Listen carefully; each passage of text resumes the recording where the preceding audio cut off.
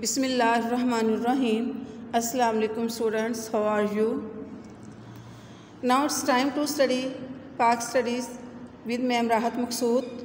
So open your textbook page number 62.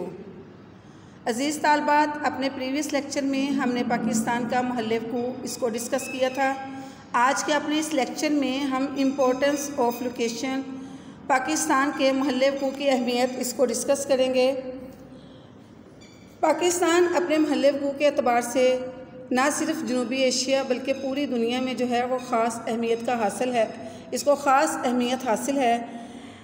आज हम जो पॉइंट्स डिस्कस करेंगे इससे पाकिस्तान की जो इम्पोर्टेंस है वो वाज़े हो जाएगी। इसके अलावा पाकिस्तान अपने महल वक़ू के अतबार से दुनिया में खुसूसी अहमियत रखता है, क्योंकि पाकिस्तान मशरिक़ और मग़रिब के दरमियान राब्ते का एक अहम ज़रिया है।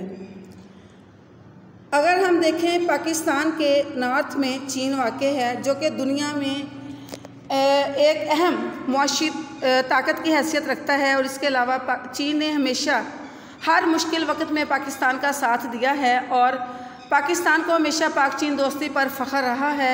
इसके अलावा पाक चीन इक़्तिसादी राहदारी यानी कि सी पैक मंसूबे समेत पाकिस्तान में कई दीगर तरक्याती मंसूबे भी हैं जिन पर अहम काम हो रहा है।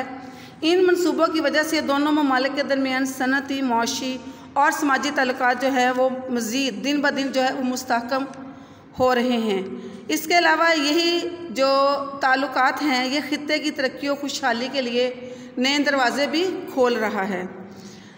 दूसरी तरफ हम देखते हैं कि पाकिस्तान के नॉर्थ वेस्ट में वस्ती एशियाई ममालिक जिनमें काज़ाकिस्तान, उज़्बेकिस्तान, ताजिकिस्तान, तुर्कमानिस्तान और किर्गिस्तान वगैरह वाक़ हैं।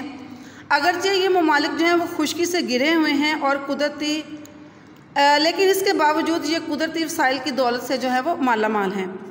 पाकिस्तान की इन इस्लामी रियासतों से मजहबी, सकाफ़ती और तजारती जो ताल्लुकात हैं वो कायम हैं और पाकिस्तान वो वाहिद मुल्क है जो वस्ती एशियाई रियासतों को करीब तरीन बहरी रास्ता भी फ्राहम करता है।